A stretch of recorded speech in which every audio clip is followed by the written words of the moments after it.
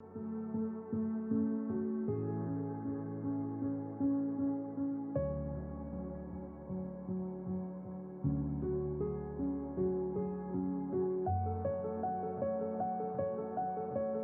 to the Second Renaissance podcast, where we decode the rebirth of human creativity in a technology-driven world.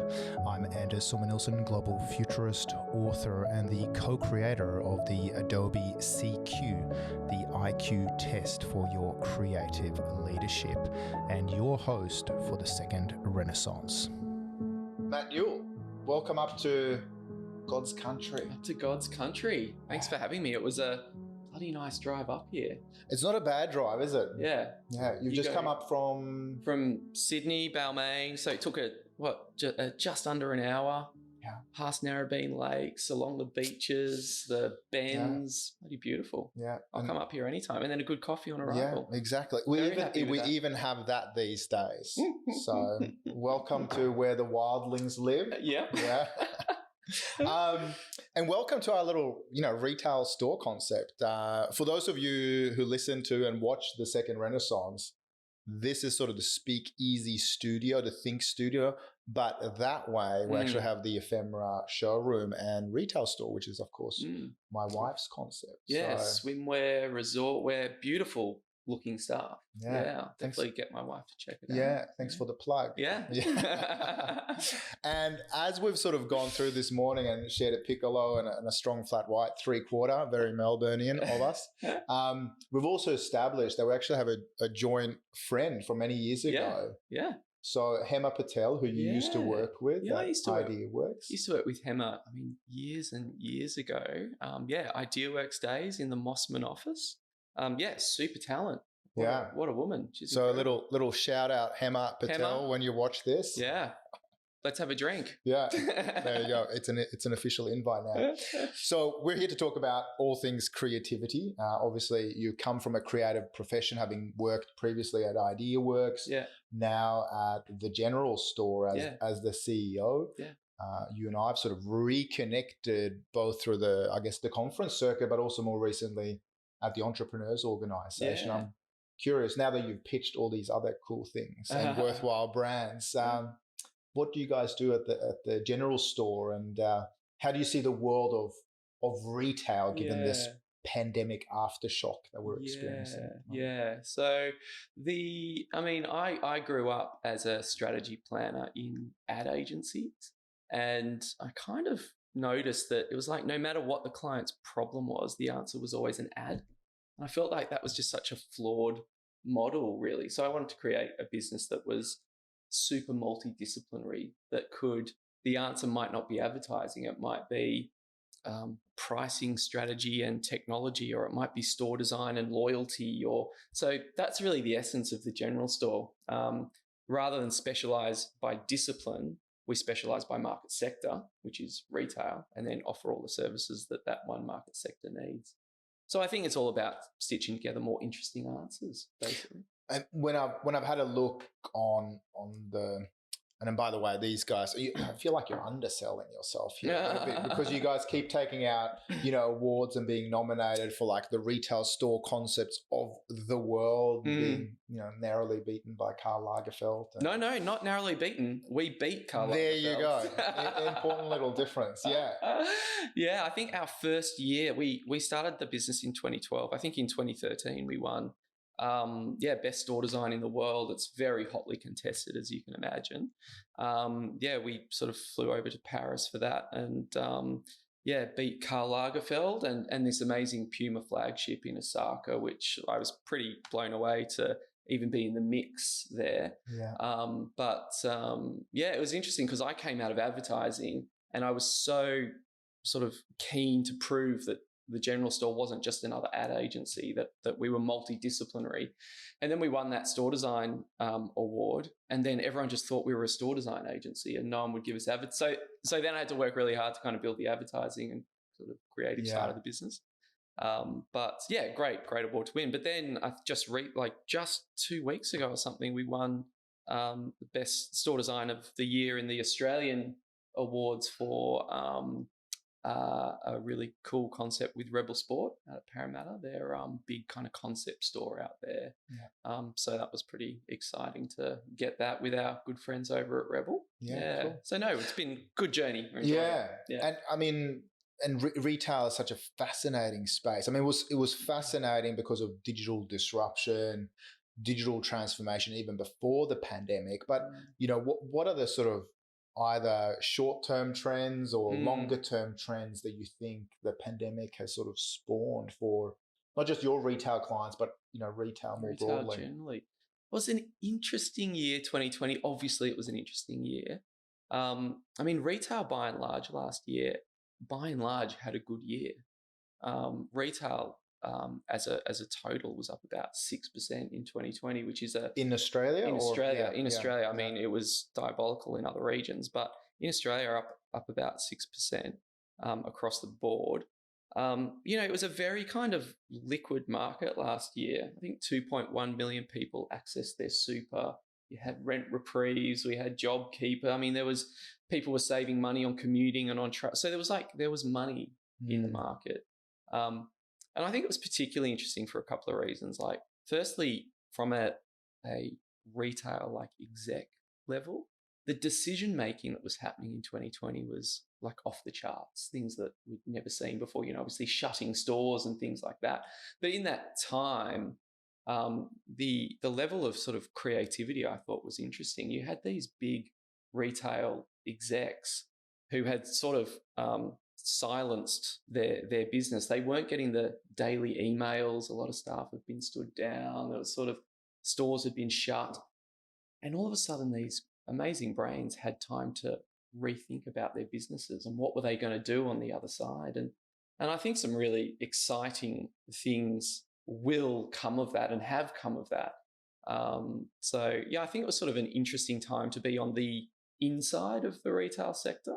Some of the conversations that were happening pretty kind of interesting. But you go before that, and a lot of the decision making was pretty small and iterative. And then 2020, the decision making was much bigger and much bolder. And I think that'll be interesting going forward. Just the level of confidence people have around making those bigger decisions and how that'll carry through into 2021 and 2022. I think that will reshape retail in an interesting way.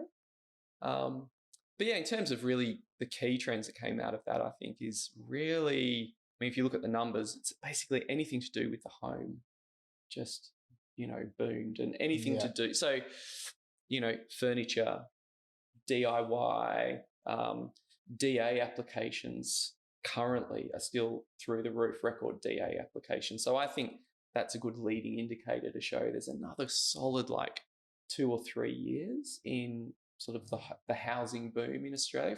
I'm talking, housing prices will stay buoyant, but also all those sort of related industries around retail will stay buoyant for. So we're talking, we're not giving financial advice here, by the way, but I'm imagining, right, the likes of, JB Hi-Fi, the Harvey Normans of the world, and the Freedom Furnitures. Yeah, exactly. Yeah, etc. etc. I was talking to the CEO of Freedom recently, and he was saying it's like drinking from a faucet at the moment. Like, there's so much opportunity out there, and it's a case of trying to wrangle and position the business for that. So yeah, there's some really good tailwinds out there for sure. So what's happened, in not just in Australia but around the world? Have people just sort of woken up now that we're not distracted by the holiday to Bali or Cancun or to Mallorca, and is it just that we woke up and we go, our house is ugly? Yeah. Or, the bathroom's moldy.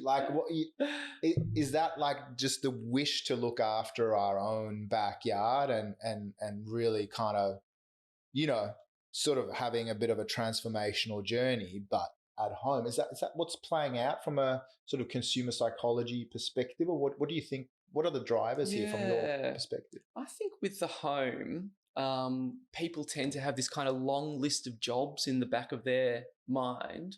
And then in sort of the current climate, people have, they're not traveling. Those other things that have been at the forefront of their mind have kind of come off the boil, and those things have come forward. So that long list of jobs, or the dreams of the second bathroom, or the dreams of repainting the house, or the dreams of doing the big renovation, I think they've just kind of swooshed forward as everything else has fallen away. I don't know about what you think about this, but I just think one of the happy side effects of COVID, and there were many challenges, but one of the happy side effects of COVID was this sort of, we had space again, like mental space for the first time in a long time. And, we were, like, for example, I think that the number of dads doing drop-offs at school, I've noticed, is much higher than before COVID. And I think a lot of dads are trying to protect that and hold on to it. And I think there's sort of a bit of a reprioritization of what's important, and home and family are kind of coming to the top. Have you noticed anything?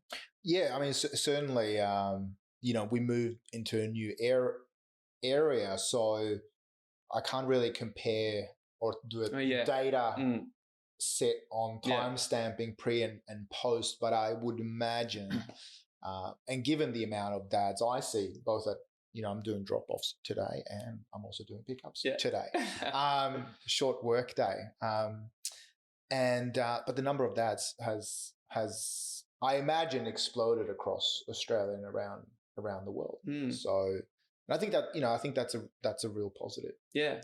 And I think, that more flexible work environment that we've got going on at the moment is, I think, very exciting for our community in terms of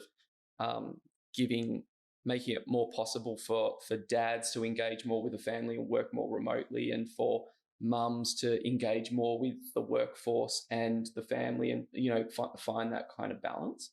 I think, a lot of just in our social circles, a lot of the females in our group who are young mums are, having all sorts of really sort of creative thoughts around businesses to launch and things to run, and launching really interesting businesses and concepts. So I think if that's something that comes out of this whole process, that would be something to embrace and foster. And it's an interesting one, because I know a lot of the analyses have centered around the fact that women have picked up even more of the slack in the home.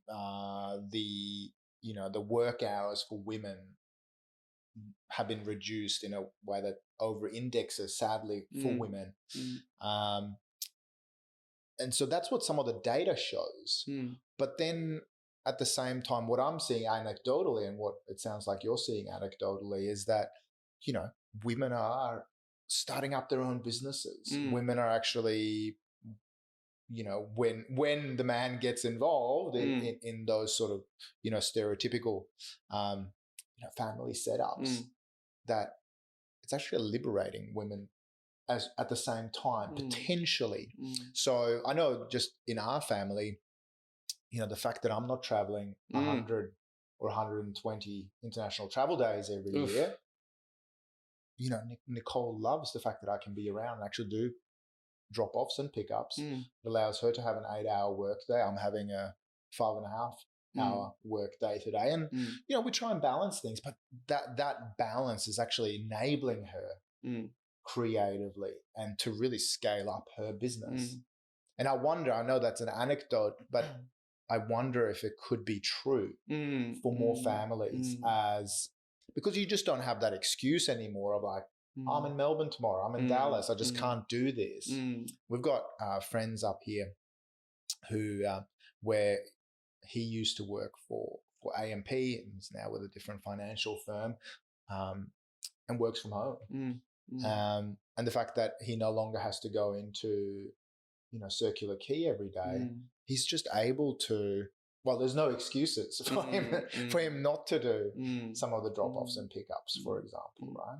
Yeah, I guess, what we're talking about is sort of the, sort of professional sector. I guess there will be other sectors where, when the work's available, the sort of, very often the male in that family needs to go and do that work, and it could be in, warehouses or, factories and things like that. Some of those other areas where maybe the financial pressure has been increased and that they do need to double down. And maybe that's where some of those stats are playing out, that women are picking up more of the workload. But I certainly think that COVID has created a bit of a pause, a bit of a reshuffle, and hopefully we can hold on to some of the positives that have come out of that, including reduced travel, which I don't know about you, but I haven't missed the level of travel. Well, I'm on my first flight in 13 months tomorrow, spending the day down in Melbourne with L'Oreal. That's the first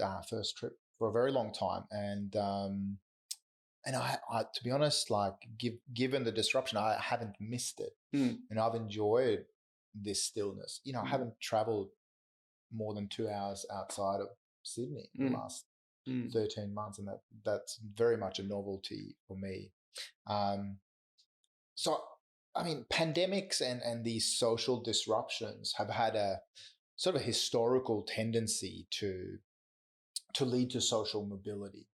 And the name of this podcast is The Second Renaissance, right? And it alludes to the fact that, the first Renaissance was unleashed partly because of the pandemic of the Black Plague in Florence and other parts of the world, killed up to 50% of the population. So despite the fact that, in our family, we've lost lives and livelihoods because of this pandemic, I would still choose this one over previous ones.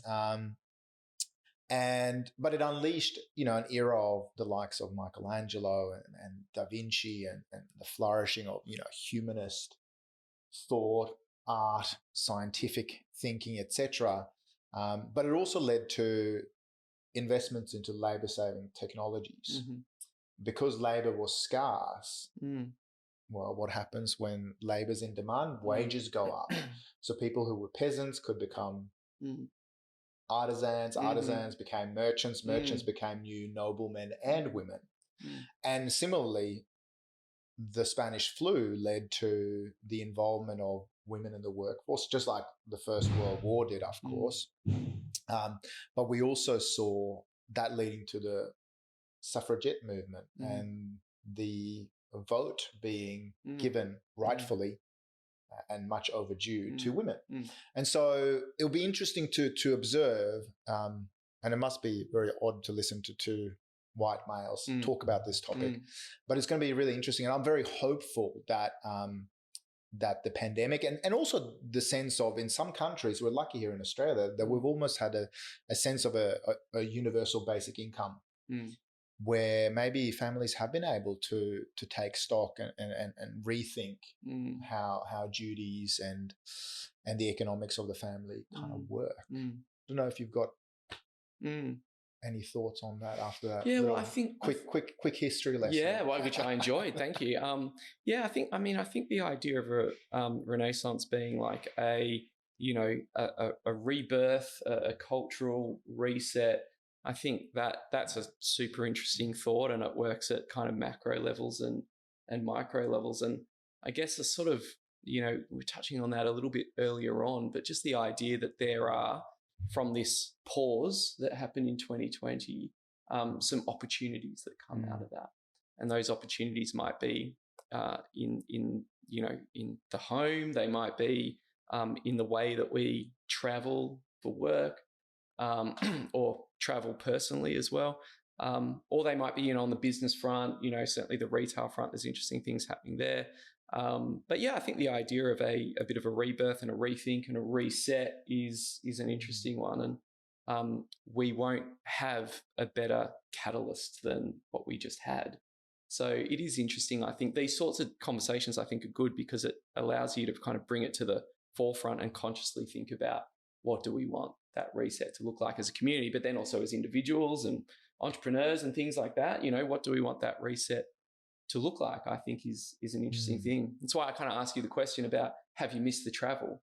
That's something I've been thinking about. Like, can we travel less? Can we use the technology more?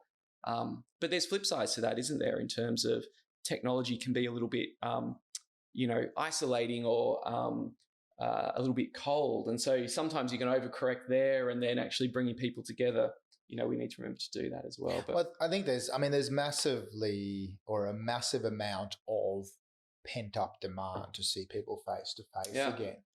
And I just know with a first physical conference that I got to attend back in late February for Di Jones at the International Convention Centre in Sydney, I was almost like giddy that I see people. got to actually for the first time again in like 12 months.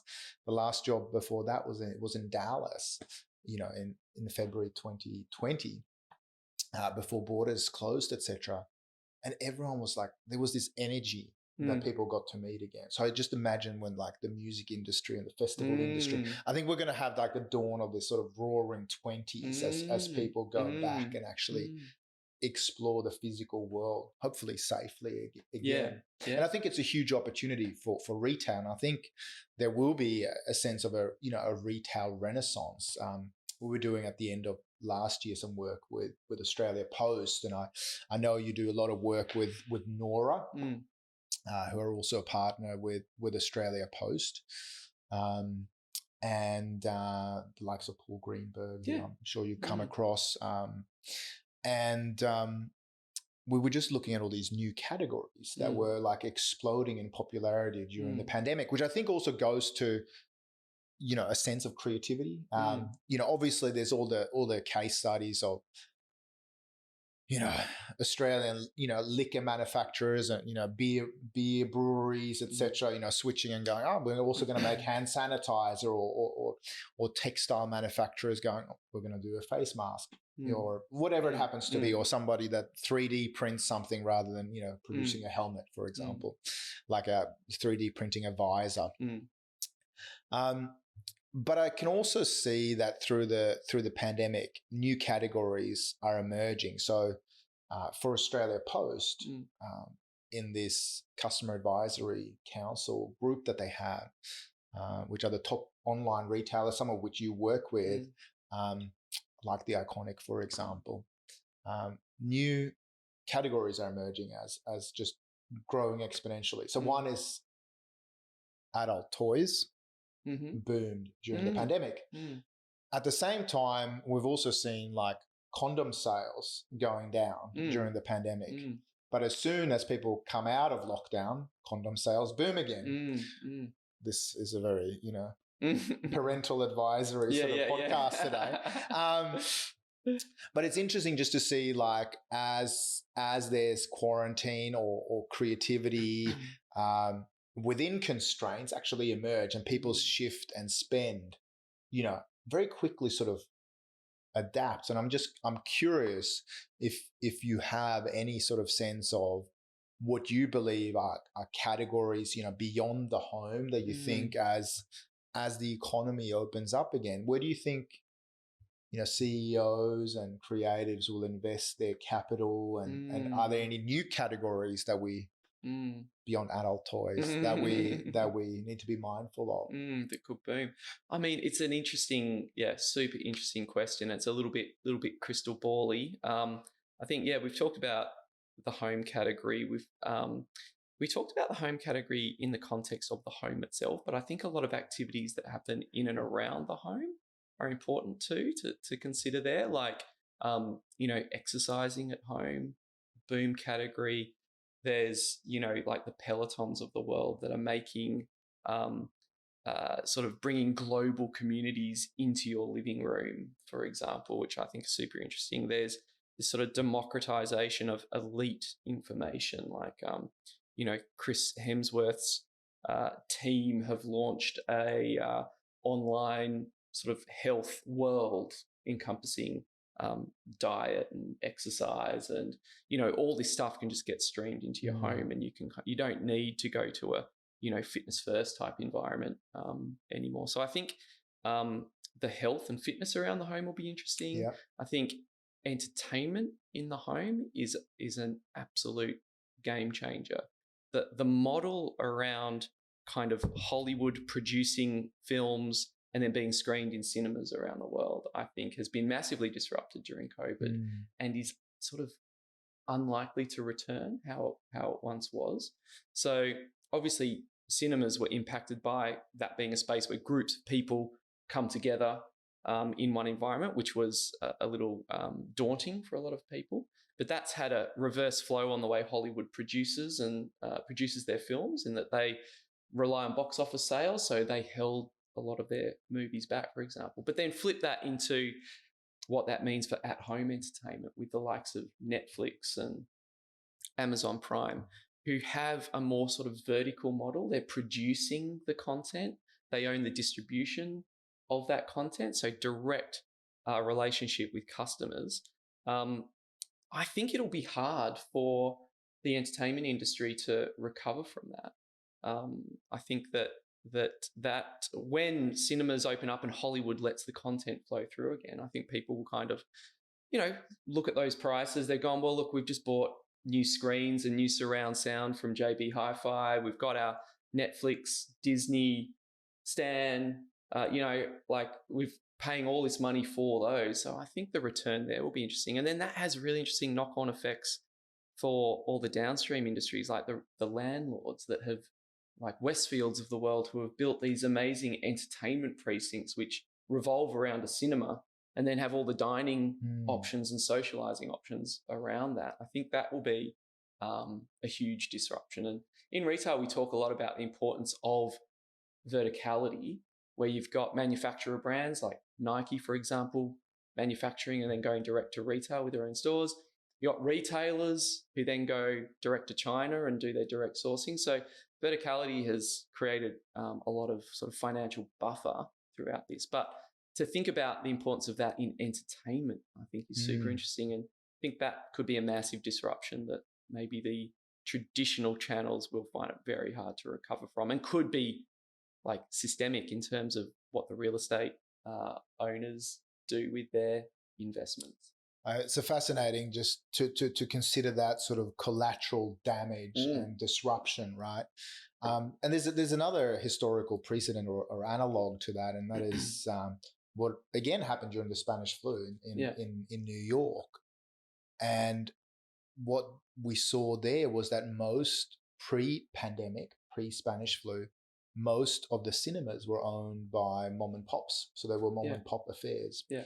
And there was a Hungarian immigrant to the United States who'd made a little bit of a fortune in the rag trade. And he had bought the rights to one movie. Yeah. And then he saw an opportunity to actually start vertically integrating. Mm-hmm. So everything from content production to distribution to then buying up at the time, the only place people could watch the entertainment, which was in cinemas. And so cinemas in New York and in America very, very quickly became not a mom and pop affair, but something that was managed by corporations. And he became super successful by really doubling down on cinemas and vertically integrating entertainment through that period in time. So I think, pandemics can definitely shift, the physicality of how a shopping center or even an urban center, end up looking just by, the digital disintermediation or the vertical integration of business models. And as you point out, shopping centers might look entirely different. Yeah, and when it gets to that stage, it becomes more permanent. When the property owners are literally changing the way they arrange their bricks and mortar, it's hard to come back from that. It's so expensive. Yeah. And, we do change, the physical surroundings based upon what seems like a better idea for the future. So, again, pre-Spanish flu, spittoons were a thing. Every restaurant you'd go into, every bar you'd go into, there was a good little spittoon for you to spit into. What a waste. That was like a form of customer service, customer experience back in the day. Yeah. And then they realized that maybe that wasn't such a smart idea in terms of spreading some germs around. Can I tell you, I am a low confidence spitter. Yeah. Spittoons freak me out. Yeah. I'm always worried you're just going to get a little bit of... We don't have that many spittoons left anymore. I mean, I think the closest thing is probably a urinal. So we're just lowering the intellectual rigor of this conversation as we go. I'm curious. I mean, things that, may no longer be. So we've talked about spittoons. You've alluded to shopping centers potentially changing as maybe the cinemas won't be the central kind of focus area. Who do you see as being kind of like the winners and the losers out of this? Like, what investments should someone be thinking about? What are sort of old legacy retail thinking that might hamper someone from creating success in the roaring 20s? Yeah, the roaring 20s, very good. I think there's like a couple of ways you could think about answering that question, I suppose. There's like specific executional things. You can sort of say digital be up, technology be up, things like that. But I think that's sort of a risky way to answer the question. I think that what I observed in 2020 was this increased appetite for change and for risk, and that people realized that it's risky not to change. And I think going forward, that sort of adaptability will be a really defining thing. I think the rate of change and innovation, particularly in retail, will increase, and particularly after the year we've just had, people are way more confident with making some of those big decisions and bigger investments, and have found that it's not as scary as we thought it would be. So I think sort of, I guess, culturally, the exec teams that are slow to move, slow to test, I think they're the ones that will struggle. So that's part one. Part two, I think there is a thing around real estate, which is a significant issue in Australia. It's an issue in other parts of the world as well, like America, where that's a very over-stored market, too many stores. I think that the sort of generation of retailers before our generation, if you like, was very big on growth through building a store network, because it was all about, in those days, efficiency through scale. So if you could get your store network from 20 stores to 60 stores, you had a huge advantage on the people that you left behind, let alone if you could get to 200 or 300 stores. You just had a cost efficiency advantage. But that led to a lot of, I think, poor real estate decisions that people just doubled down on. And I think now a lot of retailers are stuck with store networks that are much too big, stores that are much too big within those networks as well. And I think another interesting side effect of the pandemic was, a lot of retailers shut their entire networks. And then when they open them gradually. So they open their top 40 stores first, and then their next 40, and then their next 40. And they could just see the benefit to the bottom line of having a high-performing network, not just a big network. So the flow-on effect for that, again, comes back to the property owners, the shopping centres and whatnot, that I think they've been a very powerful force in Australian retail for the last 20, 40 years or whatever. But I think there is something of a reckoning coming for the real estate side of retail, that Australia has some of the most expensive retail real estate in the world. I think that'll get corrected as sort of retail chains adjust their distribution. And I think that'll have a huge impact. So I think, to answer your question, I think the real estate owners have got a challenge coming up. And then the first part of my answer was, I think the low innovation, low adaptability retailers have got a challenge coming up. So I know when there was a discussion between landlords and tenants, that there was even talk at one stage at a pretty senior level in some of the national retailers associations, etc., and some of the other representative and also lobbying groups, that some landlords were saying that, hey, yes, you want a reduction in rent, but do you realize how much your physical footprint is driving your online digital sales, or even the fact that you're showrooming here is driving your global digital distribution of goods, and you might even be fulfilling. You might be using your store as a fulfillment center. What are your thoughts on that? Is that like a fair comment? And some landlords were also saying, hey, we want a cut of that. Yeah. Digital sales because of the showroom. Like, is there merit to that, or how is that backward thinking or forward thinking? What do you think? It's a great argument. It is a good argument, but it's an argument from a group with a vested interest in that argument. So I think they're taking a very one-sided view of that argument. The reality of rents in Australia is that they're disproportionately high in this country. So they're making a defensive play there, but there's room for, the rents to be adjusted. I mean, Australian property is very expensive, so there is that argument as well. But yeah, sort of the rents in Australia are very high. I think that has a pretty significant impact on the opportunity for innovation in retail in Australia, because if you're opening a store, it's got to work. There's a threshold you've got to get over. Cities like Berlin that have incredibly low rents and low property prices drive incredibly high innovation because young creative people can get in the market and take a few risks, and you end up with phenomenal concepts being born over there. I often look to Brisbane and Queensland for retail innovation in Australia because the rents are lower and there are a lot of small concepts happening up there which are interesting. But personally, I would like to see rents come down a bit because it will free retailers up to innovate more, generate more revenue for the broader community, and I think there'll be some benefit from that. So rents are disproportionate here at the moment. Yeah. Cool. Please take note, landlords. Yeah. So the other aspect of this, and you're kind of alluding there to what Richard Florida in his writings on the creative class that I'm sure you're attuned to, he talks about that exact idea that creatives, original thinkers, misfits tend to kind of move into urban areas that have lower rent. And so the artists would move into an area, Redfern, Surrey Hills, then the creatives, then the designers. And over time, all of a sudden you have the cooler stores in those areas and all the yuppies move in and gentrify it. Yeah.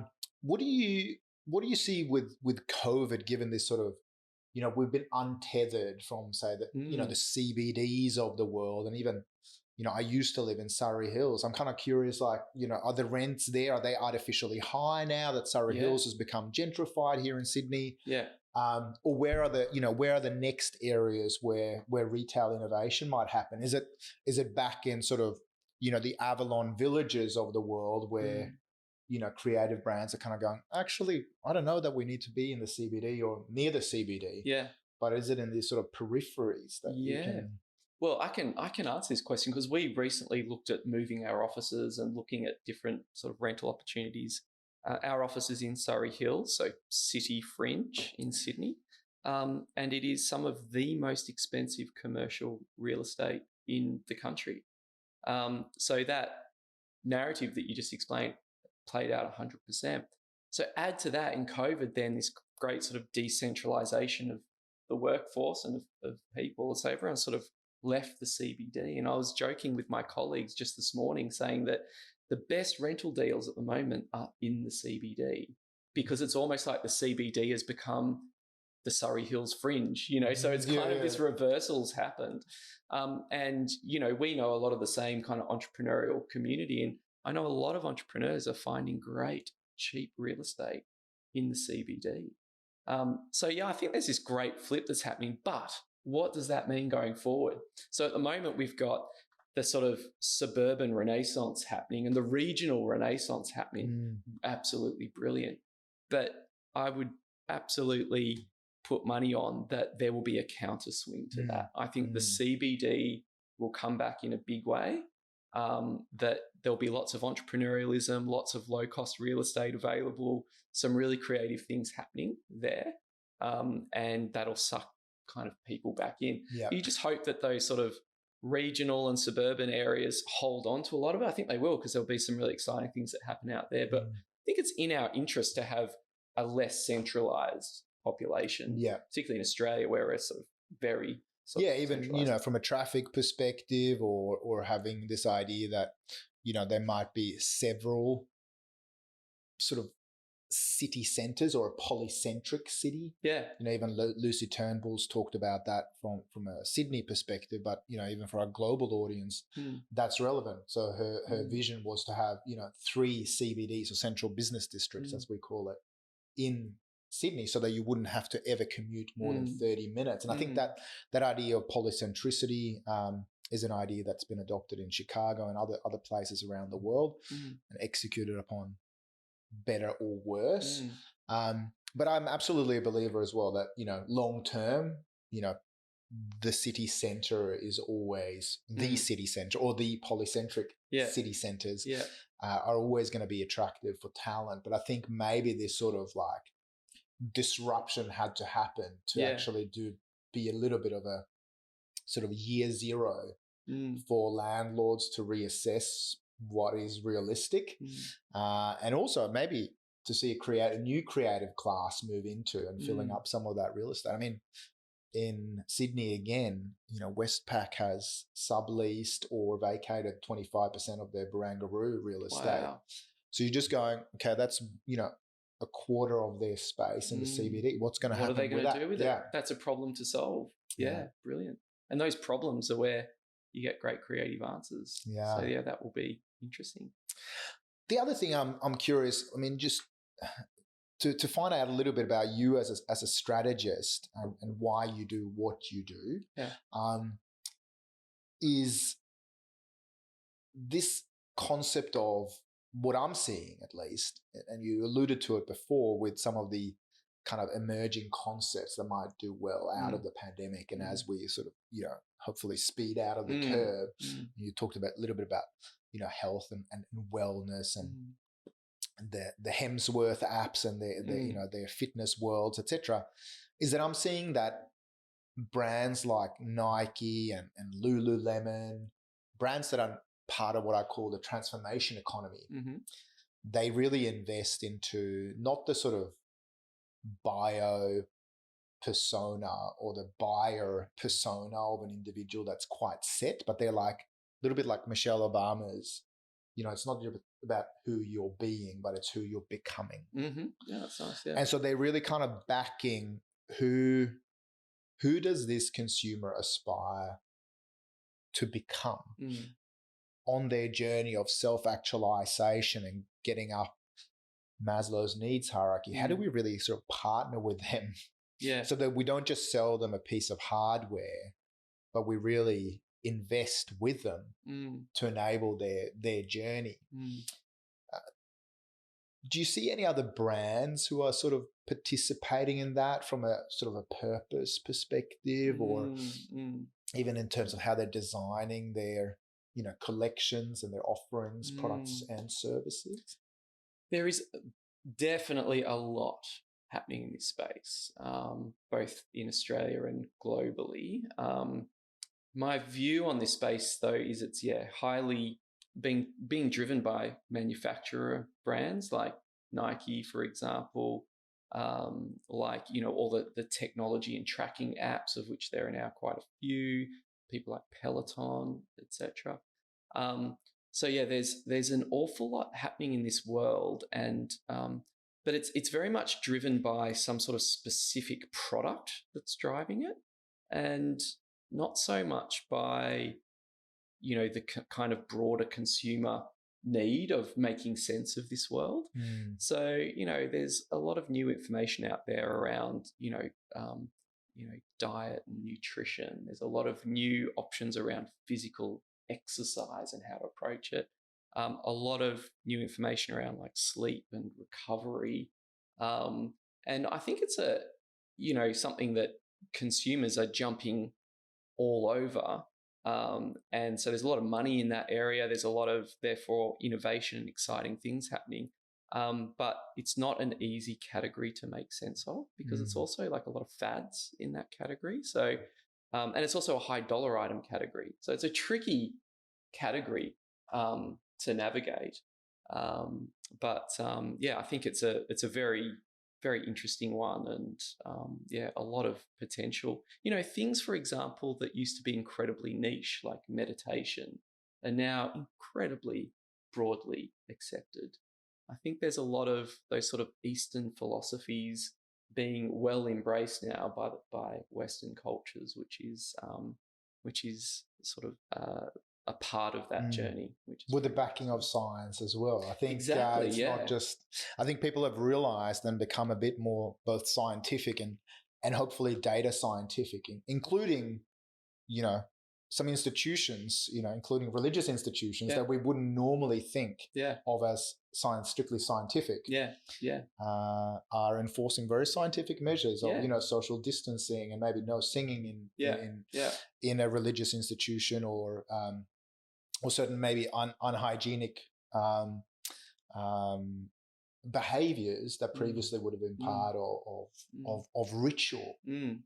A good example, sorry to jump in there, but a good example is kind of like, you think of the way that we, in the 90s, we all loved following Michael Jordan, right? We would watch Michael Jordan get out on the court, be an absolute weapon.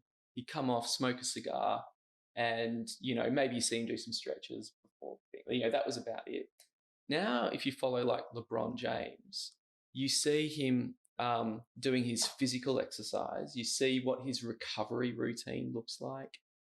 You see what his sleep routine looks like. You see what his diet and supplement regime looks like. He talks about meditation.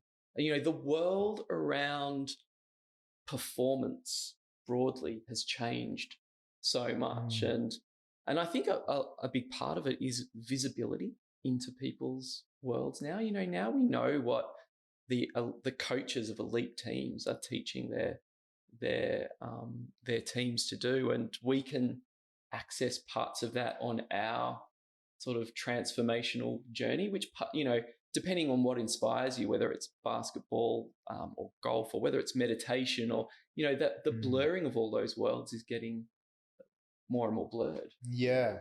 Well, and then the kind of options for us to biohack, model, mirror, and then of course through our Aura rings or smart watches, we're able to monitor every part of our lives in a way that becomes meaningful, hopefully, measurable. We can know whether we're making progress to running the marathon, or maybe in my 40s becoming an NBA star.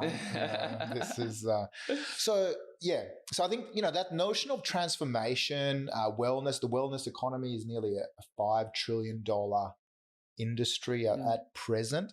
And I think as people have become a lot more health conscious and science based in their thinking around the virus, I think the wellness economy is going to be one that is going to boom out of the gates as well. Yeah, it's interesting because it's very big but very fragmented, and that's always an interesting market dynamic, I think, that sort of talks to opportunities to help customers make sense of that world.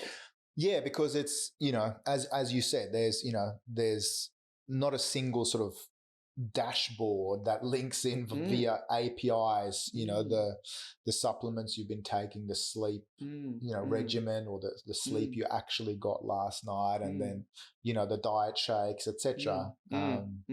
So there's a real kind of retail opportunity here. Exactly. Nike or Under Armour or whatever it happens to be. Exactly. So on this topic of, of self-actualization, transformation, I want to kind of tune into what drives you, like what makes you passionate about retail specifically. What inside you gets you so excited about having, helping retail brands be the best version of themselves? Yeah. I think my sort of personal kind of superpower, if you like, is I like walking in on things that are complicated and making them simple. That's my great joy in life. Even when I get home, my wife will tell you that I come home and the first thing I do is say hello to the family, and then I just start cleaning. I just want everything sort of neatly tied up in a bow kind of thing. I love retail because retail businesses are incredibly complex. They just need so many problems solved, whether it's, product ranging problems, or it's, store or in-store or customer experience challenges, whether it's positioning in the market in a way that advertising might solve that component, or, I think that's the thing that drives me to retail, is that there's just so much going on with it and so many requirements that it makes it sort of a very dynamic, very interesting place to be. I think also you're very close to the customer in retail. I know a lot of manufacturer brands get quite frustrated because they'll develop a product, they'll launch it through their retail channels, and then they'll get pretty low visibility on what's working and what's not working. So that world relies a lot more on just technique and sort of macro learnings to navigate their world. Whereas in retail, you get to use the technique. Like a lot of marketing technique was actually born out of FMCG land, like Unilever and Procter and Gamble are kind of the godfathers of modern marketing. So the retailers can kind of learn that big technique, but then they can apply it quickly and get results really quickly. So I feel like it's a bit more like real world application, and you can get you can learn more quickly, basically, working with retailers.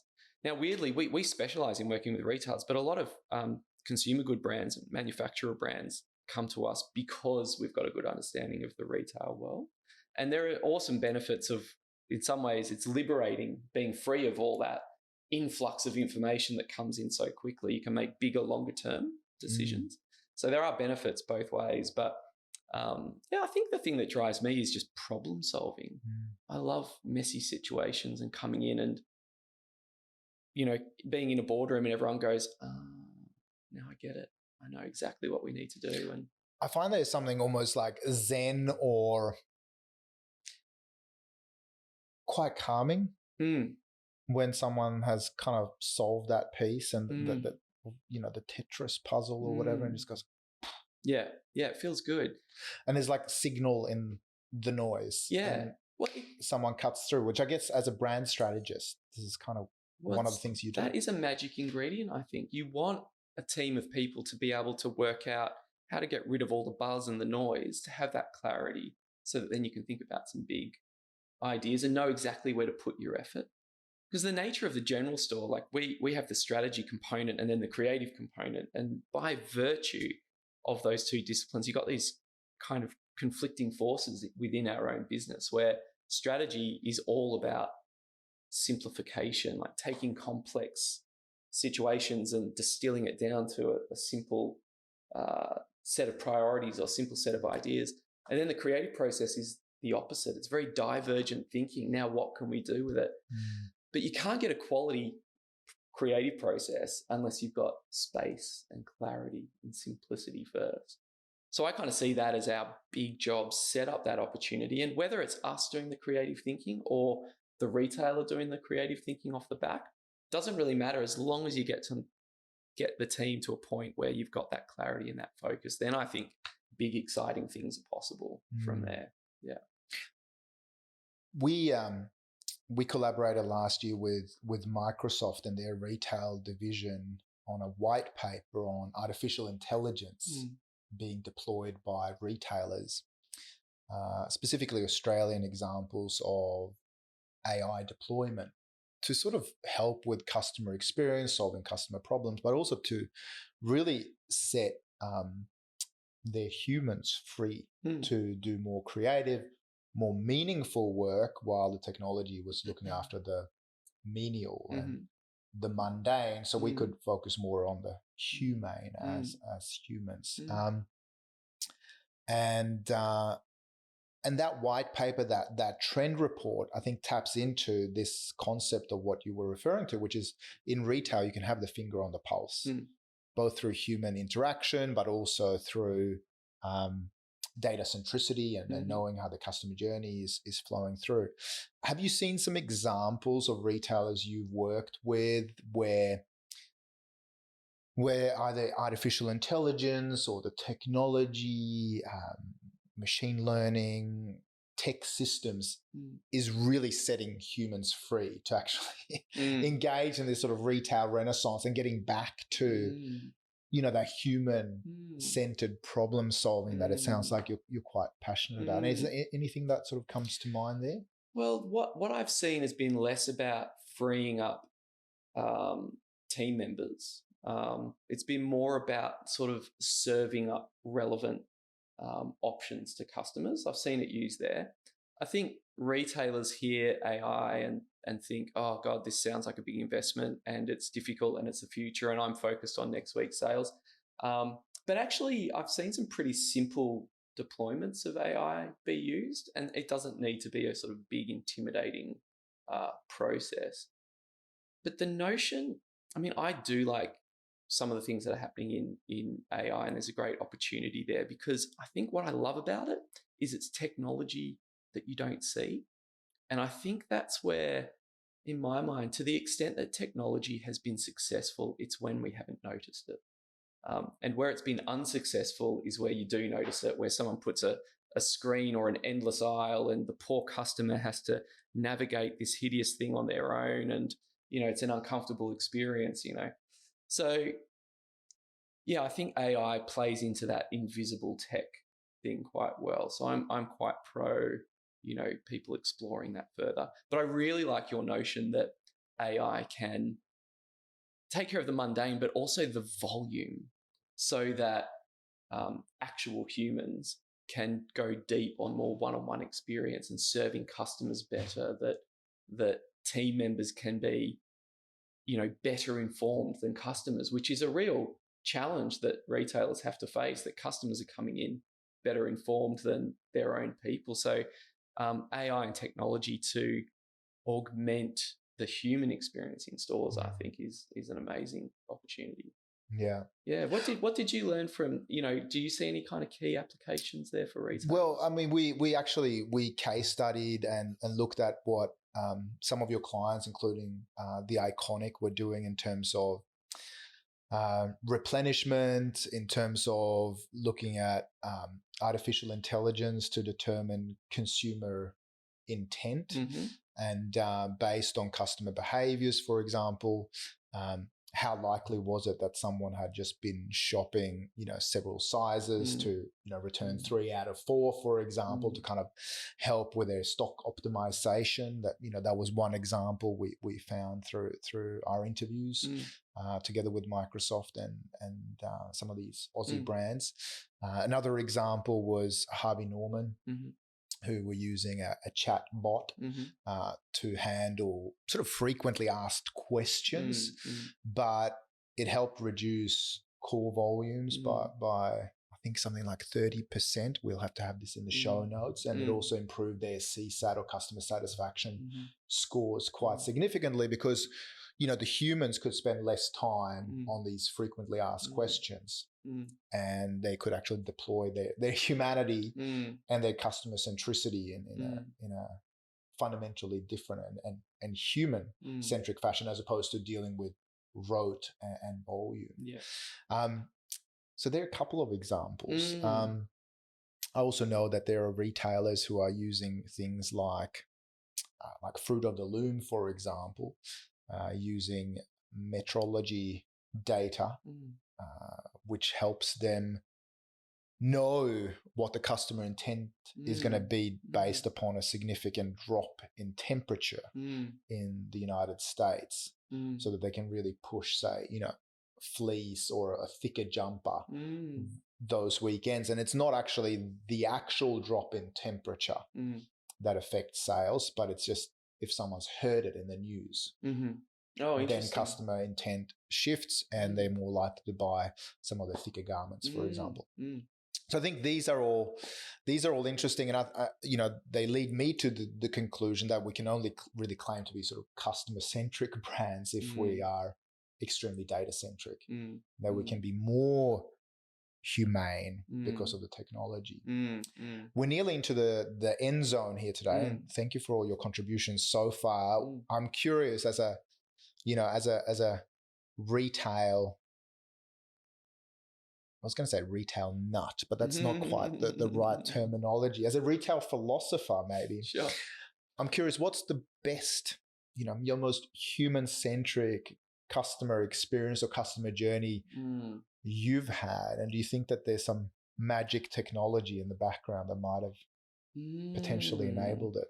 Oh, gosh. Well, I don't know about the technology side of it, but, for me, the most magical sort of customer experiences that I've personally had are actually like the most human ones. Whether it's, we just got our coffees down the laneway before we started here, and the wonderful customer service there, the banter, the making fun of you for having a triple shot in that cup. Jesus. That's why I'm buzzing. The banter that follows that, I've always been a massive fan of the brand T2. T2 as a concept should never have worked. It should never have worked. If somebody came to you and said, I want to start a retail concept selling really expensive tea in beautiful packaging to Australia, you go, don't do it. But there was just something about the level of passion and artistry to which they executed that concept that it was so attractive and so alluring that it made great gifting, and kind of people were happy to kind of pay that price. And I think that to me is what matters, those incredibly inspiring human experiences, which I think if you then, we're talking about particularly the coffee, a experience that's hard to scale. That's where technology can play the role. Technology can play the role to help you scale some of those beautiful human experiences. I think when this conversation flips into, isn't technology wonderful and we should get more technology in front of customers, I think that's where the conversation gets quite flawed around tech. But where it's sitting in the background augmenting human experiences, that's where I think it's exciting and interesting. Yeah. And on that, just to kind of augment and scale that conversation, what do you think retail brands need to consider in terms of training or retraining or reskilling their sales associates or their teams for this age when people not just shop online, but actually go back into the physical world? What do you think are the sort of skills that need to be enhanced and augmented for the humans, so that represent these brands? It's a great question, because I think there is a transition happening here. Retailers of the past succeeded because they could get this unit from China into Australia and on a shelf cheaper than anybody else. That's the old sort of school method there. Online has disrupted that massively, because onliners can do it cheaper than physical stores, but not necessarily quicker. So brick and mortar retailers rely on come in, grab it right now, and you can get out the door. But team members are a massive competitive advantage for all retailers, whether it's sort of physical retailers or online retailers. But I think that the team member, the service component, is a huge opportunity. We've seen it with the Genius Bar at Apple as probably best in class. We've seen it with brands like Super Cheap Auto, for example, who have flipped their thinking from just selling products to when I'm not just going to sell you the windscreen wiper, I'll help you put it on the car, and that'll only cost $4. So retailers can make money out of it. They just need to reframe their thinking away from the old school thing of moving units around the world to the kind of broader customer experience that people are wanting. So I think the human component here is a huge opportunity. Yeah. So it's not just the physical hardware, it's also the software and the human experience. And I guess back to your point, it's actually not just, the thing that will solve the problem, back to your passions, right? Your ikigai, as the Japanese from Okinawa would call it, like the reason for being. But it's actually going, okay, well, that's the product, but what can you charge for the service that contextualizes and makes sense of the windscreen wiper? Yeah, and wages in Australia are quite high, so you either need to build it into the price of the unit, which is what Apple do, or charge separately for it, which is what Super Cheap Auto do. But there's just a structural mindset shift that I think retail execs are still working through. But I'm glad that you raised it at the end there, because I think it's a huge opportunity for competitive advantage that a lot of retailers aren't picking up on yet. Yeah, cool. So the future of the retail renaissance might not just be in the product, but also in the servitization around it. And the people, for sure, especially post-COVID. It's all about people coming together again, isn't it? Yeah, enabled by good technology in the background. Matt, thank you so much for hanging out on the second renaissance. And nice to come up and hang out in person. Yeah. I look forward to that rain check lunch as well. Definitely. Yeah, cool. Cheers.